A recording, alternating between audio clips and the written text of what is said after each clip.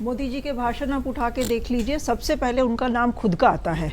उन्होंने एक बार कहा था कि आपके ये दो भाई नरेंद्र और नीतीश आपके लिए खड़े हैं।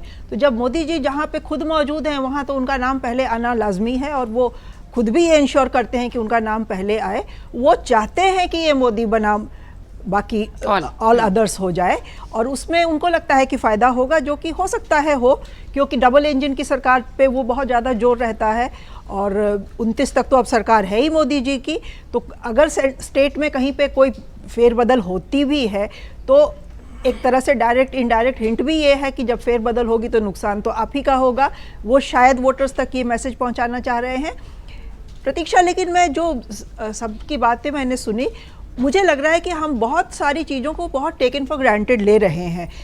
कई सारे मुद्दे हैं जो कि इस बार नए हमें दिखाई दे रहे हैं, और उन मुद्दों को हम इग्नोर नहीं कर सकते हैं। जो एक हम मान के चल रहे हैं कि जितना भी सवर्ण तबका बिहार का है वो आंख मूंद के भेड़ बकरियों की तरह अब बीजेपी के पीछे गोलबंद हो गया है।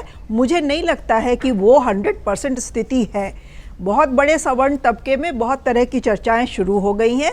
लोग बहुत चीज़ों से, क्योंकि एक बहुत बड़ी युवा बेरोज़गारों की फ़ौज वहाँ पे खड़ी है, जो आए दिन रोड पे पिटते रहते हैं, बैठे रहते हैं, लाठी चलते हैं, उनको नौकरियाँ नहीं मिल रही हैं, उनके एग्ज़ाम्स के पर्चे लीक हो जा रहे हैं।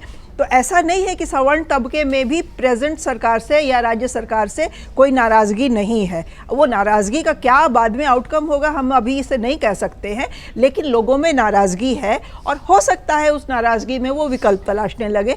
वो विकल्प कुछ भी हो सकता है। वो विकल्प या तो कांग्रेस हो सकती है या प्रशांत किशोर हो सकते हैं। ये अभी कहना बहुत जल्दी होगा। हम अभी इस पर कोई भी निष्कर्ष नहीं निकाल सकते हैं।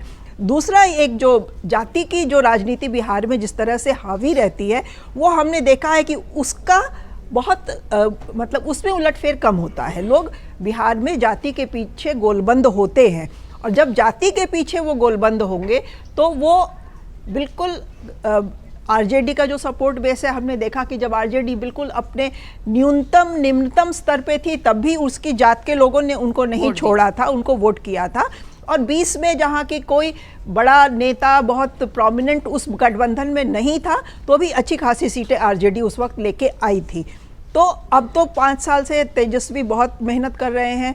कांग्रेस जो उनके साथ खड़ी है, कांग्रेस ने अपनी स्थिति में थोड़ा सुधार किया है। बहुत ज़्यादा तो मैं नहीं जानती हूँ कि होगा, कांग्रेस बिल्कुल ज़ीरो पे ही थी बिहार में, तो लेकिन कुछ सुधार जरूर कांग्रेस ने अपनी स्थिति में किया है। और दोनों की आपस में जो गठबंधन में कोऑर्डिनेशन है और जो अंडरस्टैंडिंग है वो काफ़ी अच्छी दिखाई दे रही है। खास करके राहुल गांधी और तेजस्वी का जो पर्सनल इक्वेशन है वो अच्छा दिखाई दे रहा है।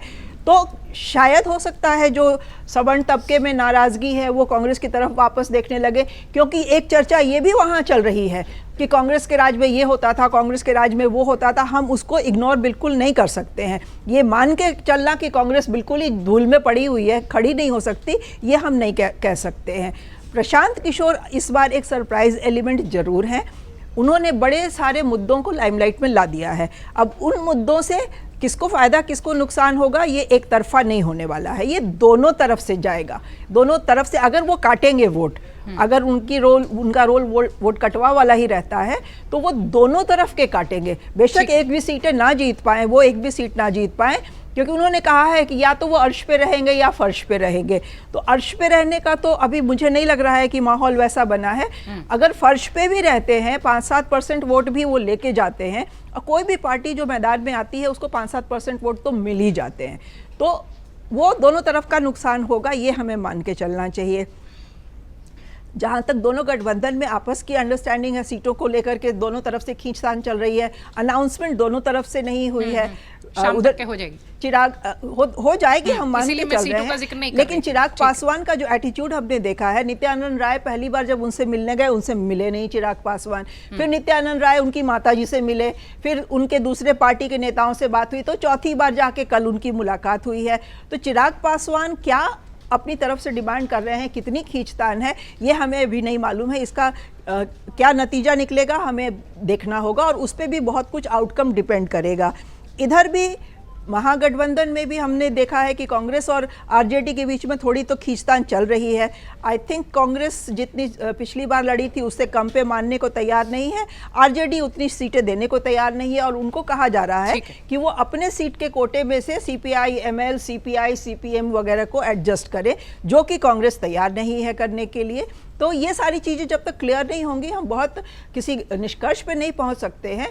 लेकिन मुझे नहीं लगता है कि लड़ाई, जैसे अवधेश जी ने अभी कहा, कि एक तरफा है और बिल्कुल एनडीए के पक्ष में है।